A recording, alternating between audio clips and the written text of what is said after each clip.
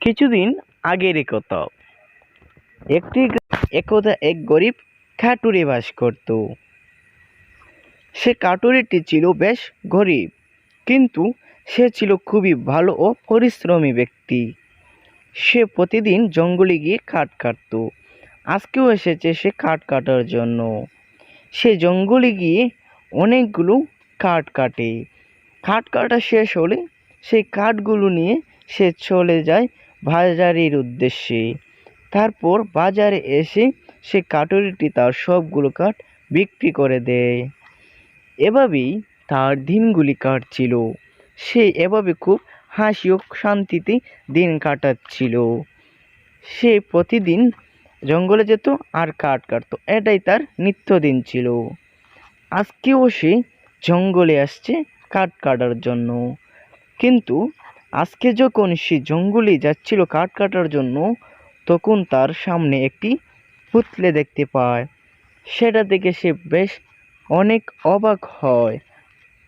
আর সে বলে, আরে, এ পুতলে এখানে কোথা থেকে এলো? এটা তো আগে কখনো দেখি নেই। দেখি তো, এটার ভিতরে কি আছে দেখি। এই বলে যখন কাঠুরিটি সেই পুতলিটি হাতে নিয়ে ভিতরে দেখলো, সেটা দেখে সে অনেক অবাক হয়ে গেল। কারণ সেই পুতলিটির ভিতরে ছিল অনেকগুলো স্বর্ণ মুদ্রা। সেটা দেখে সে অনেক অবাক হয় আর বলে, আরে, এটা তো একটি স্বর্ণ মুদ্রার পুতলি। এটা এখানে কোথা থেকে এলো? বাহ, ভালোই হলো এটা পেয়ে যাওয়ায়।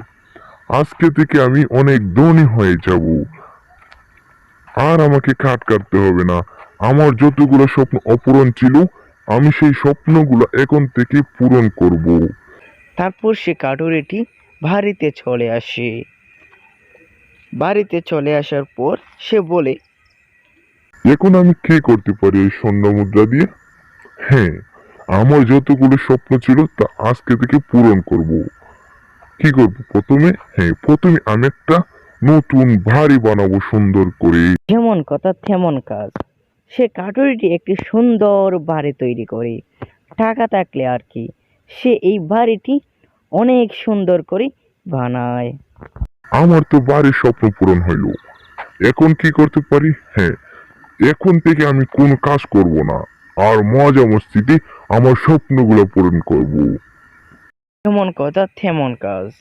এখন থেকে সে আর খাট কাটায় যায় না, কোনো কাজও করে না। সে প্রতিদিন ঘরে বসে থাকে আর যা মন চায় তাই করি। কখন এইসব খায়, তখন এইসব খায়। এভাবেই তার কদিন কেটে যায়। এভাবেই কদিন যাওয়ার পর সে হঠাৎ করে দেখতে পায় যে তার পুতলিতে একটাও টাকা নাই।